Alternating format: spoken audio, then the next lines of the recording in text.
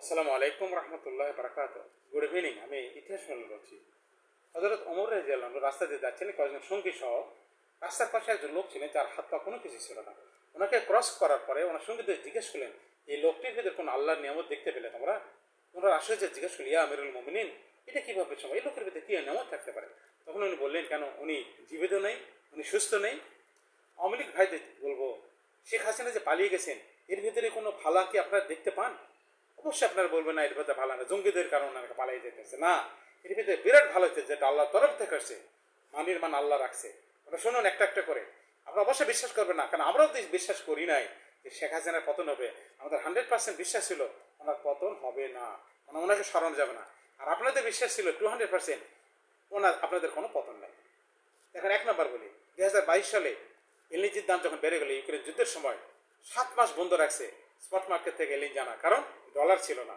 দ্বিতীয় সাধারণ বারবার তাগাদা দেওয়ার পর বাকি পরিশোধ করতে পারতেছিল না, $3 কোটি জরিমানা করে, 375 কোটি টাকা। নেক্সট, এলএনজি যেটা নিয়ে আসছিল লং টার্মে, তার টাকা দিতে পারছিল না, তেলের টাকা, গ্যাসের টাকা এবং সারের টাকা এবং আদানির বাকি কোনোটাই দিতে পারতেছিল না। যাচাই করে দেখবেন ডলারের দাম কত হয়েছিল, 126-27 টাকা। এখন যদি থাকতো কত হতো, 150-55 টাকা হয়ে যেত। কিভাবে সামাল দিত, কে দিত? এখন কেমন এরকম অবস্থা হচ্ছে। আমার প্রশ্ন আপনাদের, কেন হবে না? আমার এই কারণগুলো যদি সত্য থাকে, সত্য হয়, আর আমি তো বলছি যে আমার এই কথাগুলো যে মিথ্যা হয়, গালিটা আমার উপর আসবে, বেজন্মা কুত্তার বাচ্চা বলছে সেটা আমার উপর আসবে। আর যদি সত্য হয়, আপনাদের প্রমাণ করতে না পারেন, অবশ্যই সেটা আপনাদের উপর আসবে। এখন দুরবস্থা কেন?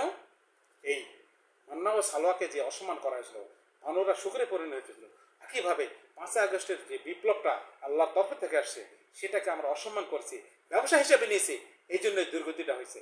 কথা আর বাড়াবো না ভাই, অবশ্যই অবশ্যই আর বাড়াবো না। আপনারা এখন কুত্তা কামারি বাদ দিয়ে সঠিক কারণ খুঁজুন। আমার দেশে কোনো সমস্যা নাই, আমি চ্যালেঞ্জ দিয়ে বললাম, তাহলে এটা তো আমার উপর থাকলোই, কোনো সমস্যা নাই। 2 বছর নাকি সমস্যা করা যাবে না। এই আর এক বড় বেজন্মা, এটা গালি কিন্তু আপনার খারাপ ভাবে নেন।